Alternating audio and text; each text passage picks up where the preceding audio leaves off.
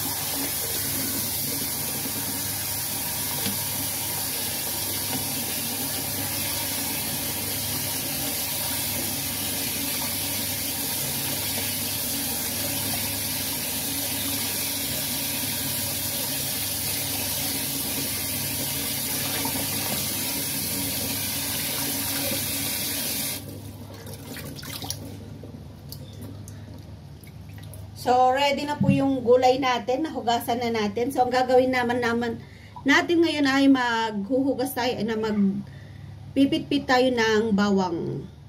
So, hugasan po natin yung ating bawang ay luya.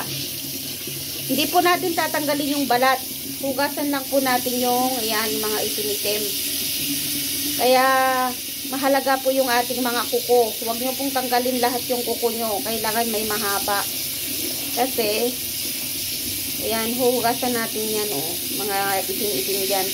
Kasi mga lupa-lupa yan. Ayaw kasi nilang pabalatan dito ang luya. So, ilalagay po natin lahat yung luya. Yung balat. Ayan po, nakahiwa na tayo ng luya natin. So, itatabi natin yung luya. Magpit-pit naman tayo ngayon ng maraming bawang. Simple lang po ang pagkain ng mga Hong Kongers. Basta may luya, may bawang, masaya na po sila.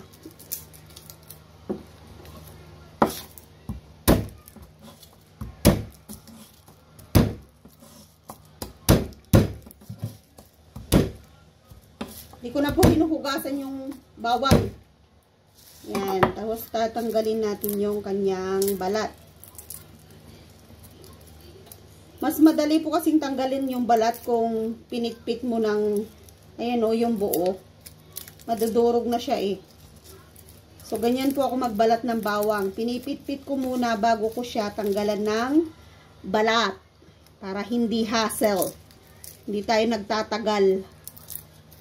Mahirap po magtanggal ng ano eh, ng balat.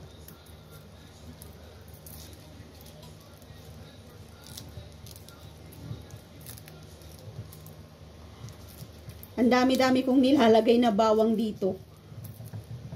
So, yung isang lutuan ko, ganito po karami yung nilalagay kong bawang.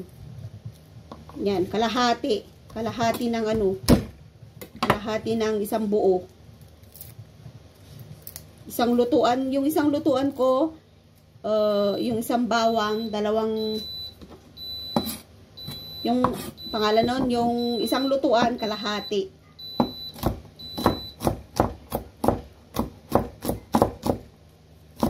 Ngayon, luto na yung ano yung kanin, narinig nyo, nagtutut na yung kanin namin. So, yung kanin namin, luto na. Magluluto na ako ng ulam namin. Yan, papakita ko sa inyo. Yan, pwede na, magigisa na po tayo. Ready na po lahat. Bawang, luya, tsaka yung gulay, nahugasan ko na. So, magigisa na po tayo. So, on na po yun ang ating kalan. At mag-start na tayo magluto. Yan, maglalagay tayo ng mantika. Kasi magigisa na po tayo. So, simpleng-simple lang yung pagluluto dito. And then, sandok. Yan, hintayin natin uminit.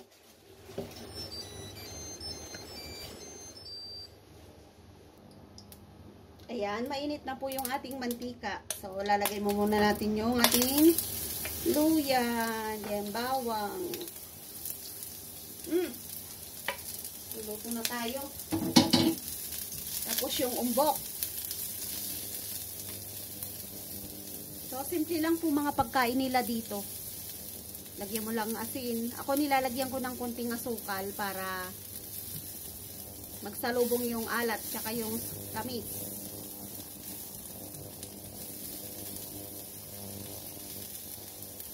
Ang gamit po naming lutuan ay electric stove. Ayan.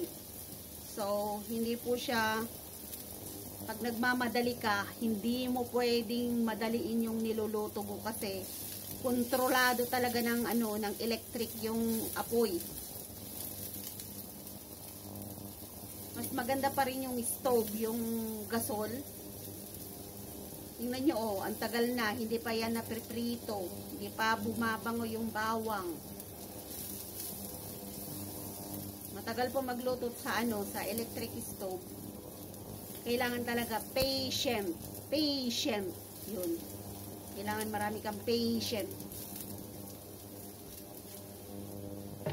So, pwede na pong ilagay.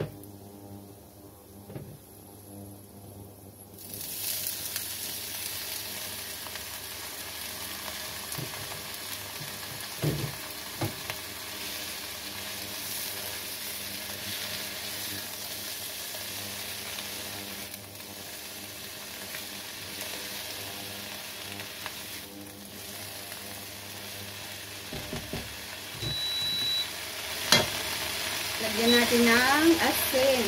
Tignan nyo, oh, pag umiinit na yung stove, namamatay.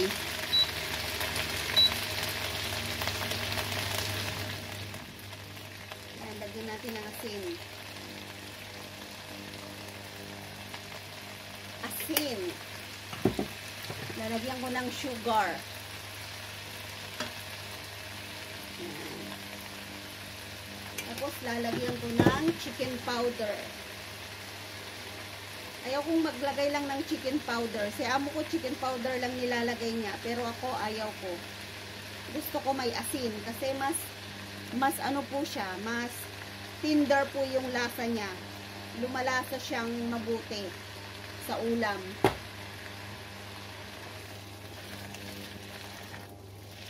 Tapos haluin natin. And then tatakpan natin to. Hindi na po ako naglalagay ng tubig. Ang nagluluto po sa sarili niya ay yung kanyang katas.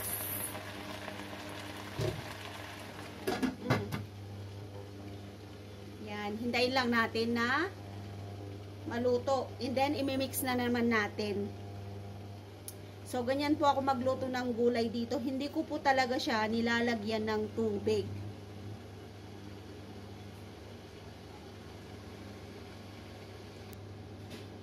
So, ayan, tignan na natin kung luto na.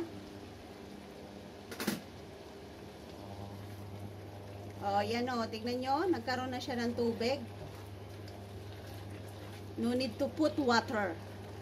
Kasi lahat ng gulay, magkakaroon yan ng tubig. Magsasabaw po yan ng sarili niya. So, ganyan po ang pagluto ng umbok. Simpleng-simple. So, hindi ko po to i-overcook. Ganyan lang po siya. Kunting ano lang. Kunting halo-halo. Halo-halo. Yan. Ready na yan.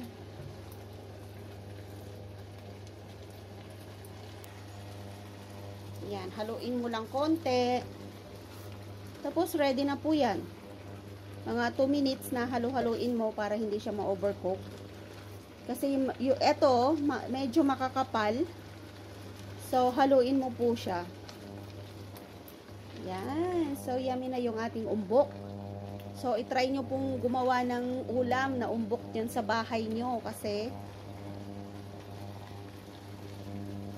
ayan, ready na po siya. So, kukuha na tayo ng plato.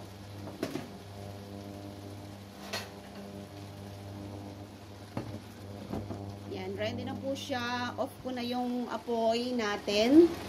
At magsasandok na po tayo. Ayan, oh, hindi siya na-overcook, di ba?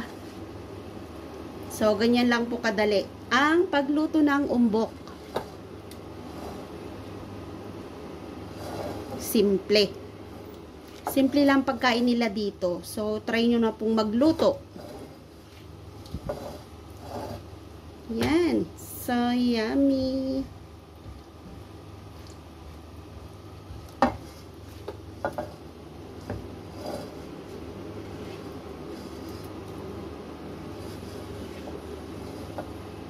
Oh. So, eto na po yung pinakasimpleng ulam dito sa Hong Kong.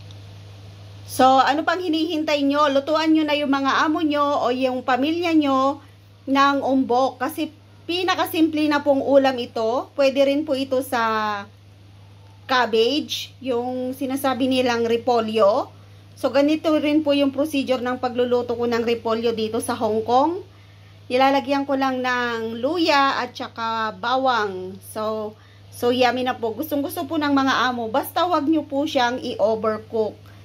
Yan, tingnan nyo yung gulay na niluto ko. Hindi po siya overcook. Yan, tatakpan nyo lang po siya para maluto at lumabas yung kanyang katas. So maraming salamat po sa sumusubaybay sa aking mga vlog. Thank you so much po sa inyong lahat. Bye-bye!